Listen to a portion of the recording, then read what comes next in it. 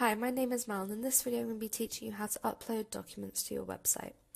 So we're going to want to add them to the documents page. We're actually going to replicate what we see here. You may notice these boxes around your links. These are just a nice kind of styling that we've added. They're nothing to be afraid of. You can add them yourself as long as we've made them part of your website. So if you see them elsewhere on your website, you can use them again in different places. It's really up to you. You can see that we've used them in Broadstairs and St. Peter's for their useful links. We think it just looks a little bit nicer than before when it used to just be, you know, a long line of words. This kind of makes them a little bit more interesting to look at, a little bit nicer. So if you don't want these kind of stylings or you don't have them on your website, just pay attention to the first part of the video and ignore the end part where I teach you how to do the styling. I'll tell you when. So we're going to replicate what we see here. First off, we're going to want to add the half and half component and click the thumbs up.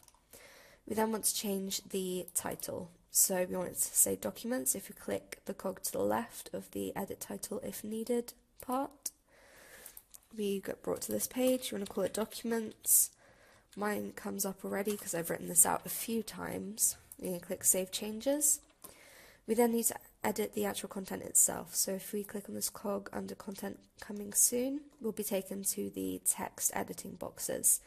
We want this one to say data backup and this one to say transparency code. We then need to highlight the words that we want to add the documents to and go to this icon that kind of looks like a PDF file. If you hover over it, it says downloadable files. Don't worry though, you can also upload Word documents and Excel files. So if we click on that, we'll be taken to our file storage system. You'll notice there are a few files here already. These folders here with the underscores before the words are default folders that have been added when your website is created. So these three here are linked to your meetings page. Whenever you add an agenda or a minute or something else, they get put here. If you click onto it, you can see some agendas I've added already. If you want to get out of a folder, like go back to the place where you just were, you can click on this folder with the back arrow in the top left. That'll take you back to this page. There's also the people folder. This is where any additional documents get added when you add in a new counsellor or a new person or staff member to your website. There are also a couple of other folders that I've made. To make your own folder, you need to go to this icon here, the folder with the little star on it. It will then ask you to specify the folder name. Please ensure that you don't use any punctuation when you do this. Just plain text. You can use numbers if you need to, but using punctuation breaks the folders and means that you won't be able to see the files that you've created.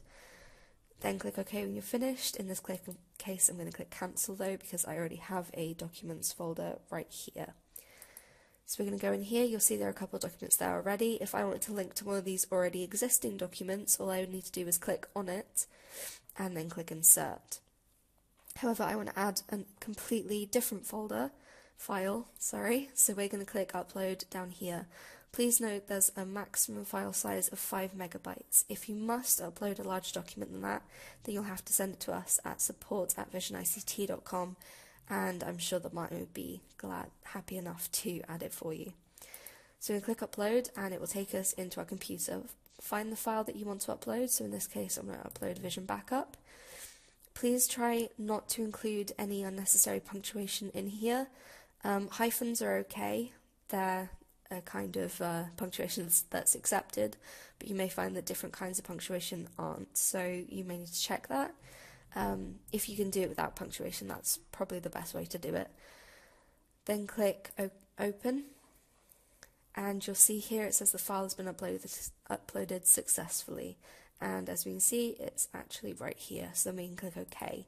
If however you get a box that has an error sign on it, it may be that either your file is too big or it is inappropriately named, in which case try changing the file size if you can, maybe save it as a reduced PDF, or if all else fails, again, send it into support and we'll see what we can do and may be able to give you some more advice as to why it isn't working.